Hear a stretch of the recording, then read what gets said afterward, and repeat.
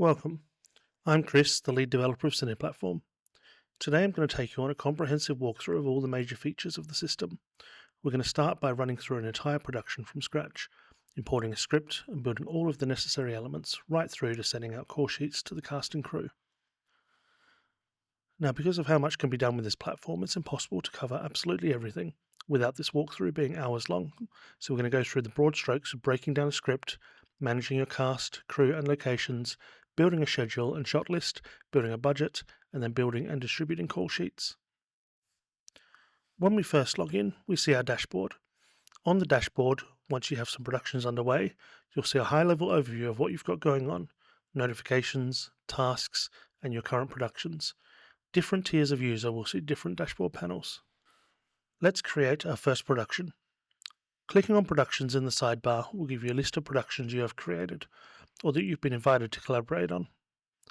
To create a new production, we'll click on Create New Production. A side note here, to save you the boredom of watching me manually type into fields, I've pre-prepared all text, information and images that I'll be using as we work our way through, and through the magic of editing we'll speed through the tedious data entry stages. So first, let's fill in our production name, production type, our synopsis, our status, and our currency. Production type, synopsis, and status are purely for informational purposes, so that you can see what stage a given production is at. They don't affect the rest of your production. Once we've filled all this in, we'll click on Create Production. This will create the production record and drop us into our production overview. As you can see, at this stage it's pretty bare. But as you import your script, define your crew roles, your characters, set your tasks and budgets, it'll give you at-a-glance information about the status of your production. Like this production, or this one, or this one. Now we'll go back to ours. This next step isn't mandatory, but it's the first thing I like to do, which is add a poster. This gives your production a little more identity when accessing it later instead of a grey boring placeholder image. Click on Update Poster, select your poster image and upload. That looks better. The next stage, after we've created our production, is to import our script. For a narrative production, almost everything centers around your script, your cast, your scenes, props, schedule, and shots. To import our script, we can click on any of the numerous Import Your First Script buttons on the production overview, or we can go into the sidebar and click on Script Breakdown. Let's do that. And then we'll click on Import Your First Script here. Currently, all of the scripts within CinePlatform will need to be in Final Draft format. We'll do this to ensure that all script elements are formatted correctly for import and everything is interpreted correctly. There are lots of excellent tools out there to help you write your script. If you don't know how to get your script into Final Draft format, we've provided links on this page to tools that can convert from a format you have, such as PDF or Microsoft Word, into Final Draft format. To import your script, click on Choose File, select your script, and then click on Import Script. Our example script here, the handoff, was created specifically for this walkthrough to give us plenty of cast, locations, props, and script elements to work with while keeping it short and snappy. Once we've imported our script, you'll see an import options page like this one. This will show you the scenes, locations, and characters we've been able to find within your script. Next step, we'll click on Build Screenplay. This will drop us into our script breakdown. As you can see here, it has imported our scenes, our characters, and our locations, and now our production overview page looks a little more lively. Back to the script breakdown. As we click through each of our scenes, we'll see the script for that scene, the characters imported, and a list of any elements we have tagged. At the moment, we don't have any elements tagged at all, so let's go ahead and tag some. Let's first select Cluttered Workspace. A panel will pop up allowing us to select the type of element. In this case, we'll select Set Dressing and then click on Tag Element. You'll see as the panel disappears that the cluttered workspace is now purple. Let's do a few more. Toolbox, that'll be a prop. Smartphone, another prop. You can see as I tag these elements appear in the right-hand sidebar under their respective categories. I'll quickly fill out the rest of the script.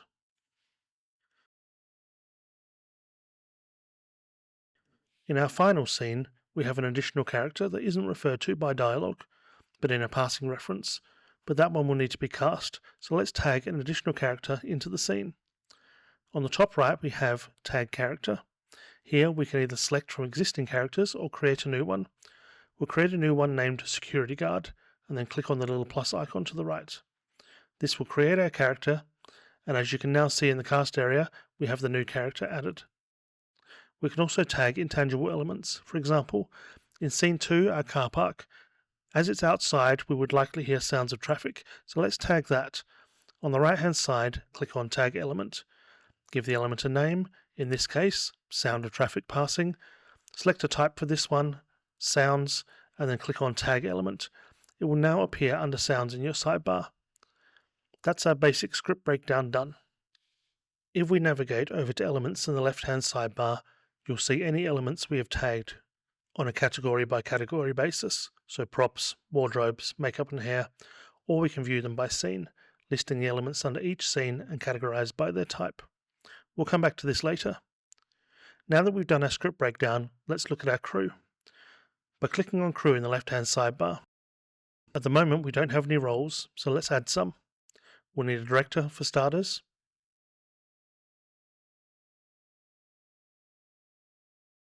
a producer,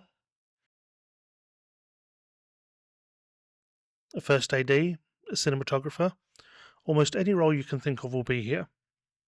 For those that aren't, you can select custom from the drop-down and enter your own role. So let's go ahead and create the role of Chris Wrangler, just to make sure I'm kept under control on set. I'll just go ahead and fill out the rest of our roles. Now, our roles need real people, so next we're going to add some contacts before assigning them to our roles. Contacts are your central repository for real people working on your film. To add a new contact, we'll click on Add Contact. We'll enter the name of a contact and click on Create Contact. The contact will be created and stored. All information for all contacts is heavily encrypted in our database and only accessible to those with direct permission.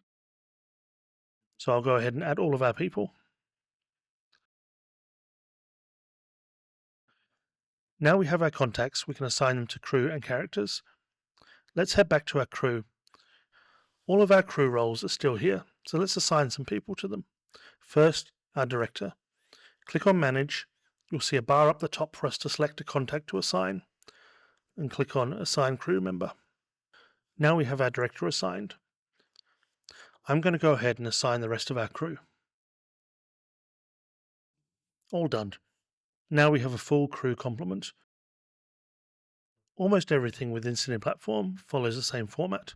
For cast, crew, locations and elements, you can add notes, upload attachments, assign tasks, add costs, view activity, and in most cases, upload images. We'll be revisiting some of these functions as we move forward. Now let's look at our cast. Head over to Cast in the left-hand sidebar. You'll see a list of all the characters from our script, as well as additional characters that we've added. From this overview, we can rearrange our cast in order of priority. This will become important later. Let's move a few around. Perfect. Let's go ahead and select our first character, Maya. On the character overview, we have fields where we can enter basic data and the scenes this character appears in. I'm going to fill in some basic details about this character.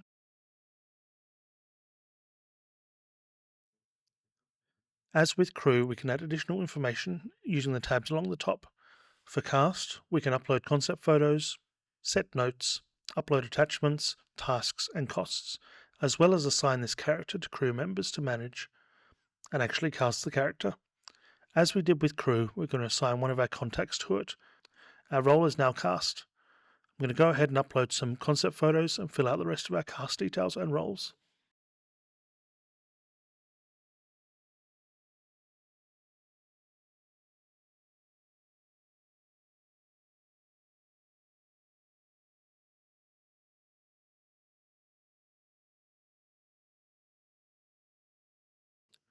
Now that we have our characters filled out and cast, we can move on to the next step.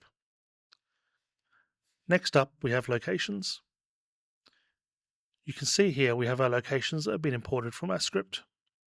We'll go into the first one, Garage, by clicking on Manage.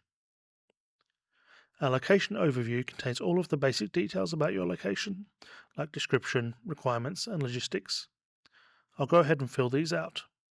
We can upload concept images so that our location scout knows what to look for and the vibe the director is going for. We can also add notes, attachments, assign tasks, and set costs. I'll go ahead and fill in the rest of our locations before we look at location options. Now we have all of the requirements of our locations placed in, we'll go ahead and add some location options. We'll go into our first location again, and on the right hand side, we'll see our location options. At the moment, we don't have any, so I'm going to add one.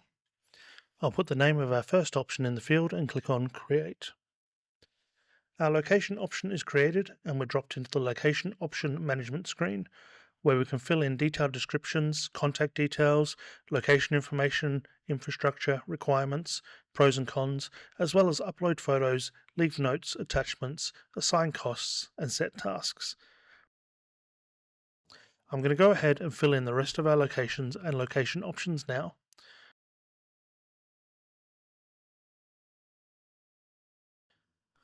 Now that we've got all of our locations and location options assigned, we can pretend our location scout has brought back all of the potential real-world locations to use. The director has picked what he likes, and now we can approve those location options. We'll do this by going into our location, and under the Location Options panel, clicking on Approve. You can only have one approved location option per location. Therefore, clicking on Approve on one location will unapprove an existing one. And there we go. We now have all of our locations set up with approved real-world locations attached to them. All of this information will flow through the system and inform schedules, reports, and call sheets automatically. Okay, so that's our cast, crew, and location sorted. Let's go back and have a look at our props and other scene elements. Clicking on Elements in the left-hand sidebar, as before, will give you a categorized list of all of your tagged elements. Let's look at one of our props first and enter some details. The smartphone. On the initial management screen, you'll be able to enter a description and summary, see a list of the scenes the prop appears in, and assign the prop to characters. Under the Specs tab, we can fill out more detailed information about the requirements. The Specs tab will change depending on the type of element. A prop will have different options to a wardrobe element, and different again to a vehicle. I'm going to go ahead and fill in all the details of this prop, including leaving some notes and setting some tasks. We won't do this for all of our elements, otherwise we'll be here all day. So I'll rapidly fill in a few more, and then we'll assign these to some crew members to manage. Anyone who is a contact in the production can be assigned an element, location, or cast member to manage. All users that register with the system with a matching contact email address will be able to see their assignments. I'll assign this one to myself so that we can see what they see. As you can see here, for this prop, the recipient can see all the basic details, who is managing it, and which scenes the element appears in, and who is interacting with it, the concept images, and any specifications entered. Everything your prop team may need to find or create this prop. Next, let's go ahead and build a shot list. CinePlatform allows you to do this with very little effort. We'll go to shot lists in the left-hand sidebar. You'll see a list of your scenes. Let's go to the first one and build our first shot. We'll start by creating a single shot. We'll enter our shot number, a subject or shot description, and any visual or audio descriptions we have. Only shot and subject fields are mandatory at this point. Once that's been created, we'll get dropped into our shot details. Let's fill in some more of our shot information, our size, shot type, movement, equipment we'll be using, and our lens.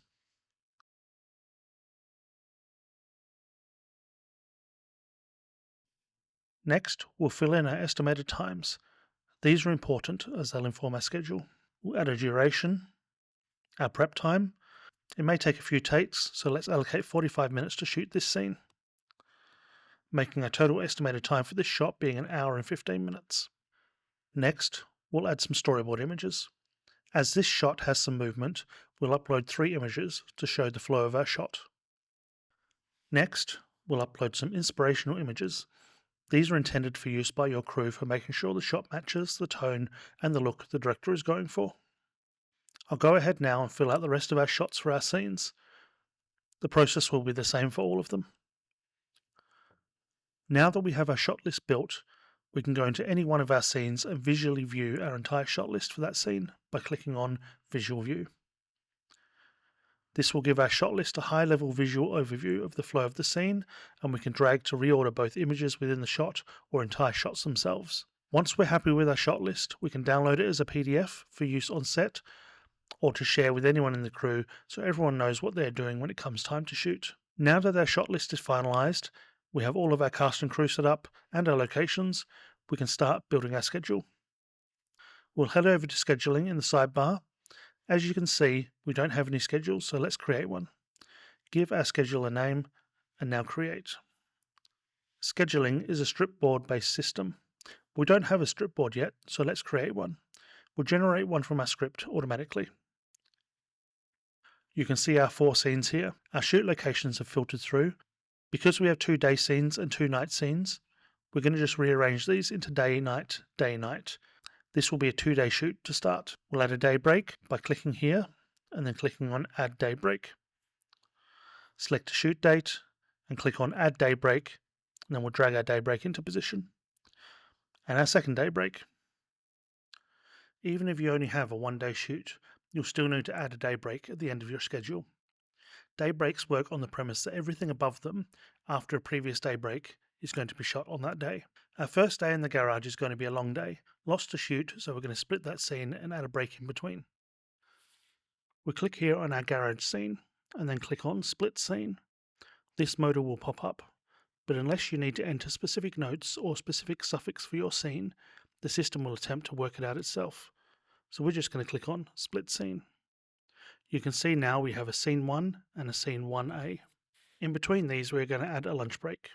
Again, on Scene 1, click here, and then we'll click Add Banner. Banner type is going to be Meal Break. We'll give it a title, Lunch, and a description, Tacos, Yum, and then we'll set an hour lunch break. After we've shot Scene 1A, we'll need to move to the next location, so we'll allocate some time for this by clicking on Add Banner again, and then this time selecting Company Move. It's going to take us 45 minutes to get there, so we'll set that. Now, we don't have any timings yet, so let's set some. Clicking on the little calendar icon on day 1 will allow us to set a day start time.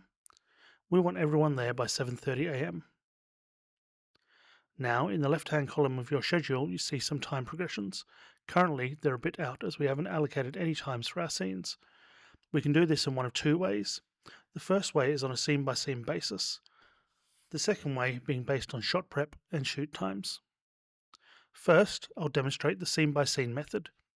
Clicking on Edit Scene Details on our scene will pop up this control panel. Here, up on the top right, we can see the prep time and estimated shoot time. Let's fill in these on our scene. We'll put an hour for prep and 3 hours and 30 minutes for the estimated shoot time, giving us a total of 4.5 hours for this scene. If we click on Update and then close the control panel, we can see that estimated time for the scene is now 4.5 hours, and the lunch time has moved to midday. The method I personally prefer is using estimations on shots themselves. As you'll remember, previously we added prep time and estimated shoot time to each shot. Let's roll back the change we just made and add some shots to our scene.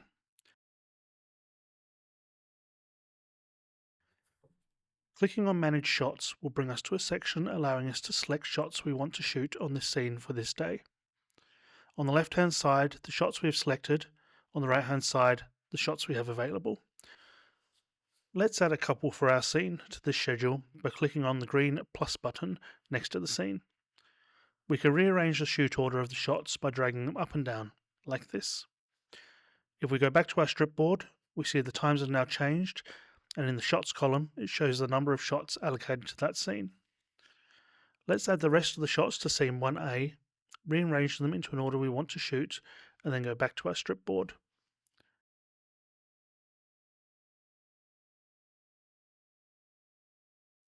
You can now see that all of our times have changed for our first 2 scenes, and our lunch break and the company move. I'll go ahead and fill out the rest of the schedule. Obviously, in real-world situations, there will be lots of back and forth and arrangements and discussions, and potentially multiple schedules to test how different organisation is going to look. But for the purposes of this walkthrough, We have a schedule and are now happy with it. Now we need to allocate our cast and crew. At the top of the schedule we have two buttons, Manage Crew and Manage Cast. Let's organise our crew first. We'll click on Manage Crew and then select the day we want to manage. On the left hand side we can see our day, date and schedule for that day. On the right hand side, all of our available crew. Let's go ahead and select the crew members we need for that day.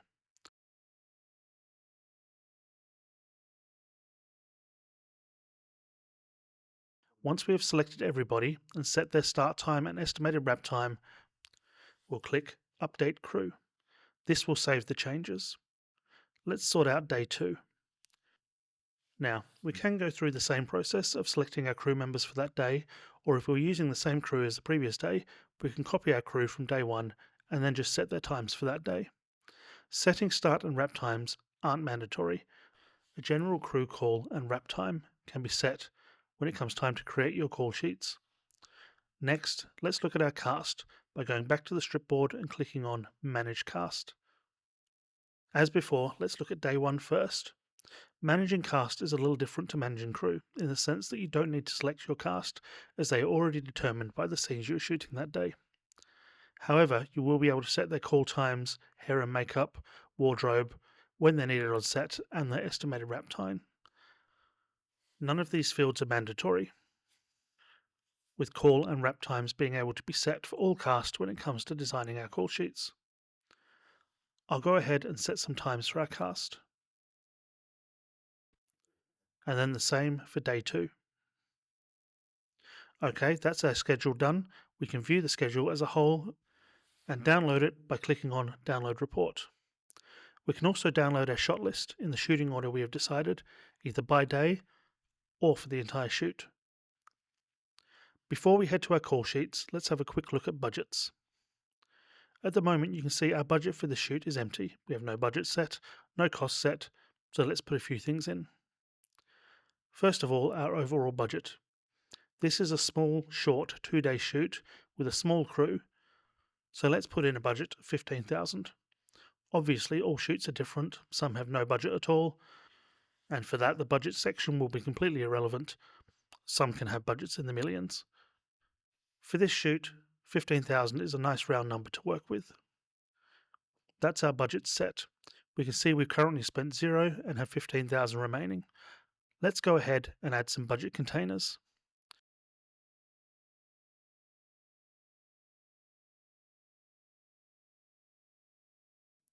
If you go over your allocated budget, you'll be able to see instantly as the budget at the top will turn red, highlighting you've gone over. Now let's set some actual costs and spend within these pots. There are 2 ways to do this. First, by just clicking on the Manage button next to one of the pots, and then adding a budget entry. We'll add a cost to our first AD at $250 per day with a quantity of 2 days. That's now been added, and you can see the total spent is $500 with $4,500 remaining. I'll go ahead and add a couple more. As before, we can see if we go over our budget for this pot, the budget will turn red and we'll be able to make adjustments to get it back into the green or increase our budget to compensate. The other way we can add costs is by adding entries directly against an element in the system. We'll do that here for one of our cast members.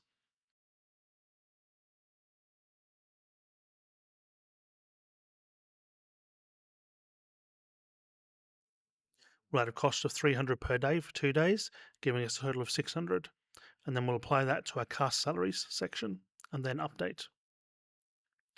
If we go back to our budget now and view cast salaries, we can see the entry we just added against our cast member is now allocated and is affecting the overall budget. I'll go ahead and fill in a few more budget items. Once we're done, we can view an overall report of the budget as well as download a PDF or a spreadsheet for use in other accounting platforms. Before we move on to call sheets, we're going to take a whirlwind look at 3 other areas: mood boards, coordination and tasks, as well as addressing collaboration within the system. The coordination system will give you a platform to build a hierarchical overview of your production. You can set entries with start and end times, set child tasks and dependencies, and extend and retract date ranges for your entries.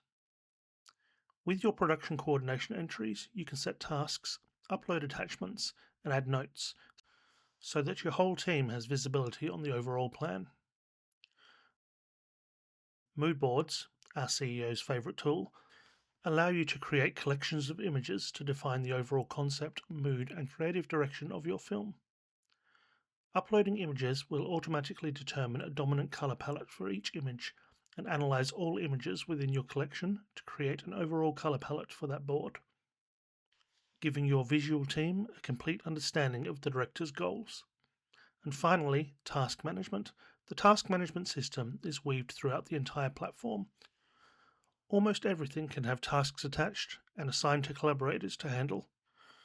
Tasks can include notes, file attachments, priority and due dates, with automatic reminders sent out as a due date approaches. The task management system allows your team to have full visibility and accountability on what is going on with the elements of your production. Collaboration within CinePlatform is straightforward. As the production owner, you can invite users onto your production as collaborators, set permissions as to what they can and can't do, assign tasks, and collaborate in real time using our chat platform. And now finally, call sheets. The first thing we see here is that we don't have any active schedules. I've done this on purpose to show you the procedure to make a schedule active. You can make as many schedules as you like to experiment with different workflows and availability. And when you're ready, you mark a schedule as active. To mark our schedule as active, we first go to Scheduling in the left-hand sidebar, click on Manage for our schedule, and then up the top we have Make Schedule Active.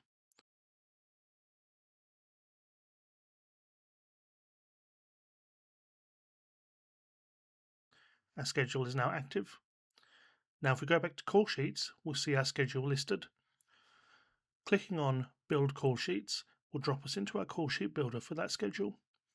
On our schedule here we have 2 days. Let's go ahead and set up day 1. The initial overview page here will give you the basic details about your call sheet, number of scenes, cast, crew, locations, and distribution statistics. First, we'll go into our basic details and fill a few of these in. It looks like a lot, but not everything needs to be filled in. Anything left blank won't appear on your call sheet. I'm going to go ahead and fill in some of the basics, weather, call times, a welcome message, select some of our key contacts, and then fill in a few more bits and pieces. Now that we've done that, let's save our call sheet data. Going into cast on our call sheet, we can see that all of our cast schedule for that day, along with their times and notes. Clicking on Edit Cast Call Times will take us back to our schedule. The same for crew, we can see our selected crew from our schedule along with call times and notes. And again, our scenes, the same, pulled in from our schedule, and locations also pulled in from the selected scenes. Any changes to our cast, crew, scenes and locations will need to be done from the schedule for that day. Your schedule is your single source of truth for your call sheets. Once we've confirmed all of our call sheet elements, we can look at a preview. Now if we preview our call sheet, we can see our new layout. Right, now we're happy for our call sheet to go out. So let's distribute it. One way is to click on Download, which will generate a PDF and export it for you, which you can then send manually to your cast and crew. Or we can use our built-in distribution tools. You'll see a list of our contacts that we created earlier. These are people that can receive call sheets from CinePlatform. We can send to all, send to any that are checked, or send to individual people. To demonstrate, I'm going to send one to myself by clicking on Send. You can see how it logs the time it is sent, but under Opened and Acknowledged, no logs yet for these. Let's go to the email that this was sent to. You can see here we've received an email with a link to our call sheet and a PIN number. Our call sheet can be accessed by clicking on the link and then entering the PIN number. Every call sheet sent will have a different PIN number, including revisions. If you send a call sheet again, you will get a different PIN number. We'll enter our PIN number and then click on Verify. If we now pop back into our distribution system, you can see that it is logged that our call sheet was opened by the recipient. The recipient will have the option to download a PDF copy or confirm their receipt, which we will do now. And you can see back in our distribution tool, that the call sheet has been sent, opened, and acknowledged. With this, you can keep track of everyone who is to receive a call sheet and confirm they've opened it and read it. Any contacts with a login to the system and a matching email address can also view their call sheets directly in the platform by going to My Call Sheets and clicking on View next to the call sheet. And that is CinePlatform in a nutshell, a quick whirlwind tour of all of our major features. You can play with CinePlatform itself using our sandbox production, the very script we've been working on today, and try everything that CinePlatform has to offer.